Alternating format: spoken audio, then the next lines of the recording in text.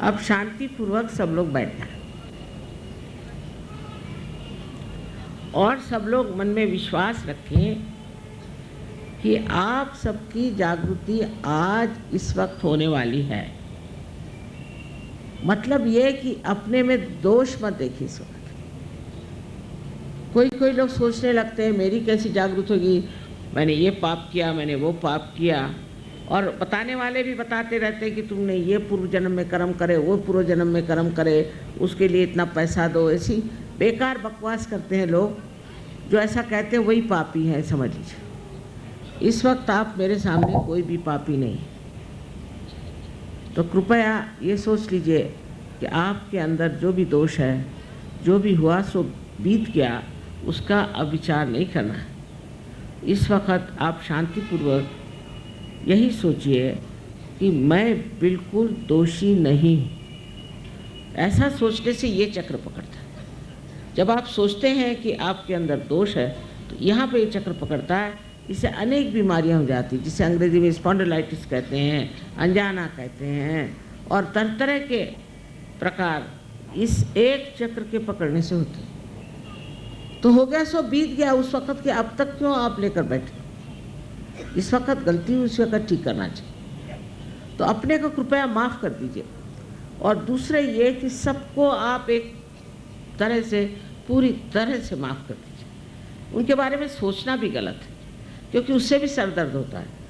अब ये बात सोचिए कि आप माफ़ करें या नहीं करें, आप करते क्या हैं? कुछ तो नहीं करते। क्या करते हैं आप? कुछ नहीं करते।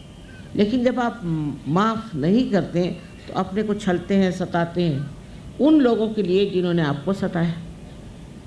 इसलिए आप पूरे मन से इन सब को माफ़ कर दीजिए एक साथ। उसमें उनके बारे में सोचने की भी ज़रूरत है। बाकी आप लोग तो एक बड़े पवित्र देश में रह रहे हैं, तो अपने इस धरती माता की पवित्रता को देखते हुए और उसका अंदाज़ रखते हुए आप लोग कृपया दोनों हाथ मेरी ओर इस तरह से करें। सब लोग थोड़ा ऊपर इस तरह से, दोनों हाथ इस तरह से, क्योंकि ये जो 5 उंगलियां हैं और 6 और 7 और 5, 6 और 7 ये हमारे चक्रों के संकेत हैं। और डॉक्टरी में इसमें इनको सिंपैथेटिक नर्वस सिस्टम के एंडिंग्स माने जाते हैं। तो आप हाथ इस तरह से रखें। इस तरह से हाथ रखने पर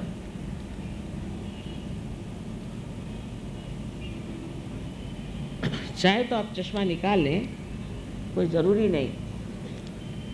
अब आप मेरी ओर राइट हैंड रखें इस तरह से और सर झुका लें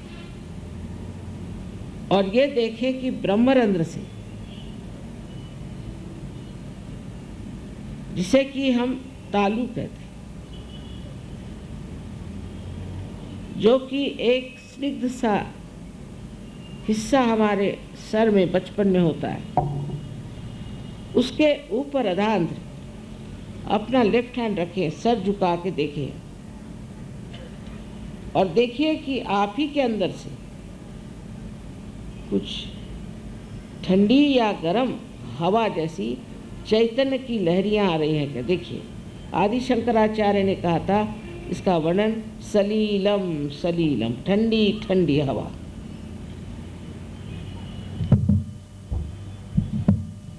आशा आपने जूते उतार लिए होंगे और जो लोग कुर्सियों पे बैठे हैं दोनों पैर अलग कर लें, बाकी सब ठीक है।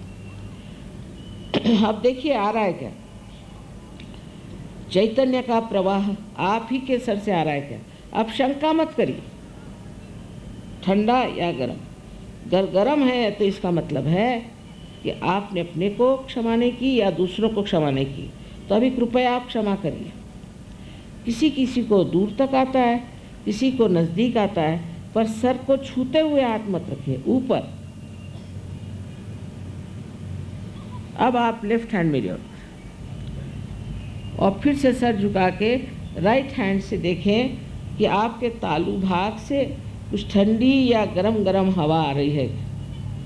मुझे तो लगता है, बहुतों को ये लगता है कि आप दोषी हैं, इसलिए भी गरम हवा आ रही है। कृपया ये सोचना बंद करिए।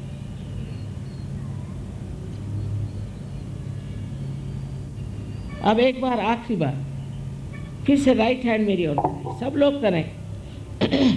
और फिर सर झुका के लेफ्ट हैंड से देखें कि ठंडी हवा आ रही है क्या। बहुत से लोग बेकार बातें करते हैं कि कुंडलिनी जागरण से ये होता है, कुछ नहीं होता। आराम मिलता है, तकलीफ़ें जाती हैं, बीमारियां जाती हैं, मानसिक शांति मिलती है, अनेक विध शक्तियां जागृत होती हैं। ये सब ये इसलिए कहते हैं क्योंकि उनको जागृति आती नहीं है। हाँ, अब आप लोग दोनों हाथ सर की तरफ और एक प्रश्न पूछें। 3 बार एक प्रश्न पूछें कि माँ, क्या ये परम चैतन्य है, क्या ये ब्रह्म चैतन्य है? मुझे माँ कहिए, श्री माता जी कहिए। मन में पूछे 3 बार प्रश्न।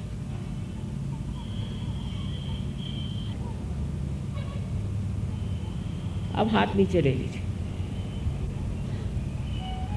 अब दोनों हाथ मेरी ओर करके इस तरह से, और मेरी ओर देखें और सोचिए नहीं।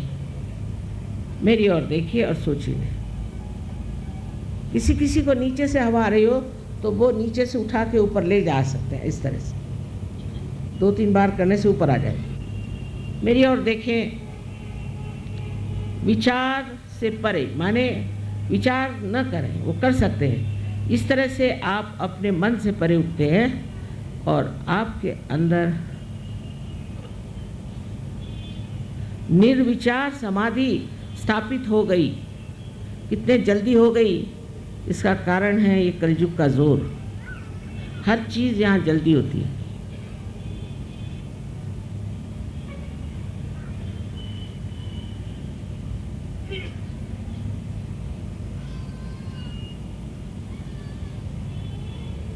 अब देख लीजिए, कोई पेड़ हिल नहीं रहा, कोई फूल हिल नहीं रहा, लेकिन ठंडी हवा आ रही।